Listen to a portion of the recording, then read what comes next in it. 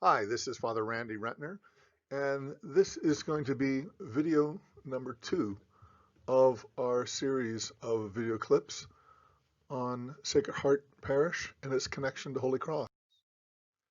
So sometimes people know that it's a Holy Cross parish, but I thought I'd fill you in a bit more about what it means to be a Holy Cross parish. And our second video clip is on religious life. In our first one, we talked about holy orders and what ordination means. And now we're going to talk about religious life. And the most important thing to remember is that religious life and ordination are completely different things. And I show you there a bunch of habits from different monastic groups, and we'll be going through that. My warning is that this may be more than you really wanted to know, but if you'd like to know about religious life and the history of it perhaps, and how it differs from ordination, then this is the video clip to watch. So to begin with, as I said, religious life has nothing to do with ordination. So I've got this 4-square chart here, and across the top it says lay and ordained. So ordained is what we talked about in our first video clip: bishops, priests, and deacons. And so anything in that column for ordained are for people who have been ordained as a bishop, priest, or deacon. And the first column, lay, is people who have not been ordained, which, is most people, frankly. So if you look at the two rows going across, you see secular and religious. Now, secular doesn't mean they don't have anything to do with religion or they're not religious people. It just means they're not in a religious community. And likewise, religious doesn't mean they're holier than other people. It just means people who are in a religious community as opposed to people who are not. And so if you look at that first box on the top left, lay secular, you see that 95% or more, I just made up that number, of people in the Catholic Church are lay, that is, they're not priests or deacons or bishops, and they're not in religious orders. They're secular. So my mom and dad, most of you, most parishioners in the parish are lay, that is, they're not ordained, and secular, they're not in a religious order. If you go across where it says diocesan clergy, those are diocesan priests and deacons and bishops who have been ordained, but they're not in a religious community. So Bishop Sheridan, most of the priests, and all of the permanent deacons in our diocese are secular and ordained. So if you go down to lay religious, you have brothers and sisters and novices of brothers and sisters who are in religious communities. So they're in a religious community, but they're not ordained. And then if you go to the farthest, lowest right corner, that's where you find me and Father Ron and any priest or deacon, perhaps, temporary deacon, transitional deacons, who are in a religious community. Now, I won't put bishops in there because once you become a bishop, you are no longer in a religious community. For example, Pope Francis was a Jesuit, but then he became a bishop and he's no longer in the religious community. The idea being that if you're a bishop, you own and are responsible for the entire diocese, and you no longer have to keep your vows of obedience to your religious superior because you're now a bishop. So in that corner where it says clergy and priests, it's mostly priests who are in religious community, although it does also include transitional deacons, people who are ordained a deacon for a limited amount of time until they become a priest. So I just want to make that clear. So when we talk about religious, we're only talking about people in religious communities. And secular doesn't mean they're not Catholic. It just means they're not in a religious community. And I think you understand lay and ordained. We talked about that in our last video. So, and here we go into the history. So one of the main points I want to talk about is that religious communities developed over time to meet different needs. And I've highlighted the first one that we're going to talk about, hermits. And they developed in the 4th century. And that's about the time when the Roman Empire was falling apart and civilization was falling apart. And St. Anthony and others went out to the desert to find and seek God's presence in a chaotic world. And that's where we're going to start. And then we'll continue down through the ages and cover the monastic orders, the mendicant orders, the apostolic institutes, religious congregations, and finally secular institutes. But first, hermits. So it's technically called eremitical monasticism. And there's a little picture of St. Anthony in the desert from the 4th century. As I said, as the Roman Empire is starting to fall apart, Anthony goes out into the desert and lives alone. And because of his great holiness, because of his great wisdom, people followed him and they wanted to be hermits with him. And so they lived together individually as hermits. Everyone had their own little cave or their own little hut. And today in this world, we still have some hermits, but they're not very many. I know when I was a novice here in Colorado Springs, there was a hermitess, Betty, her name was, and she would come and give us talks and pray with us. But she had, under the direction of the bishop, was living a hermetical life. So that's the first type of religious life, hermits. So later on, the monastic orders began, and they're primarily by St. Basil, St. Benedict, and St. Augustine. Those are the 3 original orders of monasticism. And mostly, for the most part, most monastic orders descend from these 3 great saints who, because of their holiness, gathered people together to live not as hermits, but in community. So we'll look at that, and we have a couple pictures of some guys. There's a Benedictine habit and an Augustinian habit. So this is called the Cenobitic monasticism. Cloister communities where people take the vows of poverty, chastity, and obedience. These are the main 3 vows. And often in monasticism, they also take the vow of stability, which means to say they're going to stay in one place for their whole life as a monk. And as I said, there are 3 monastic orders: Basilian, Benedictine, and Augustinians. And they're both monks and nuns, that is, male and female communities. And this is a little thing I got from the internet, Catholic link apparently. So I'll let you pause and read this if you'd like, but this is a little bit about the Benedictines, one of the first monastic communities. And this one is the Augustinians. And if you'd like, you can pause it and read a little bit about the Augustinians. So the Cenobitic life, the Cenobites, the monastic orders, are, as I said, the rule of Basil, the rule of Benedict, and the rule of Augustine. Now, these rules are basically what they mean: rules of how to live together in community.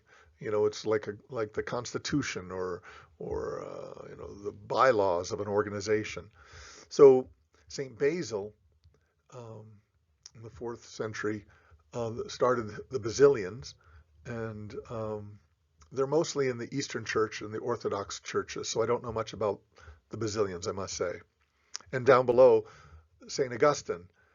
They were originally monastic, but later on became mendicants, and we'll talk about mendicants in a bit. But they originally started as monastic. And among the Augustinians, they have canons regular, Servites, and Norbertines. These are 3 different Augustinian communities who adopted the rule of St. Augustine. And in fact, Martin Luther and Gregor Mendel were both Augustinian monks. You may have heard of them. The biggest one in the Western Church is the rule of St. Benedict, and the Benedictines are widely known throughout the West in Roman churches. And St. Benedict of Nursia in the 6th century founded this group and wrote this rule, and many followers began to live with him and started the Benedictine rule. Later on, as reform is needed over the centuries. Different groups decided to live a more austere life. So the Cistercians, we have the Cistercians and the Trappist, we have their habit there. And the Camaldolese, their habit's a little different, broke off not in a, just because as monasteries grow, you can only be so big. And so a new monastery was begun, and the Cistercians, the Trappists, and the Camaldolese lived perhaps more reformed, stricter version of the Benedictine community over time, and they became their own different monastic rule, but they're still founded on the rule of Saint Benedict. So those are the three monastic rules: Basil, Benedict, and Augustine. So we move on to the 13th century, and in the 13th century we have the mendicant orders, and these are mendicant means to beg or to ask for money instead of creating your own wealth and farming and growing things. You go off and beg. So in the 13th century, St. Francis and St. Dominic are the two major founders.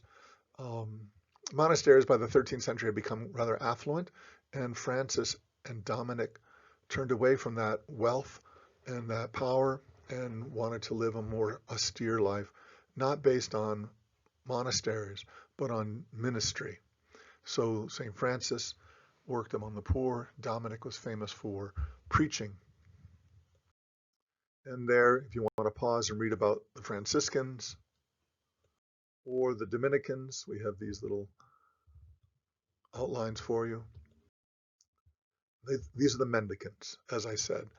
They started as the little brothers of St. Francis, the Francis Friars Minor, and even from there, offshoots were made. So the OFMs, the Order of Friars Minor, or the original Franciscan group, then the Capuchins, the OFM Capuchin, and you see their habit there, and then also the conventual Franciscans, the OFM conventuals.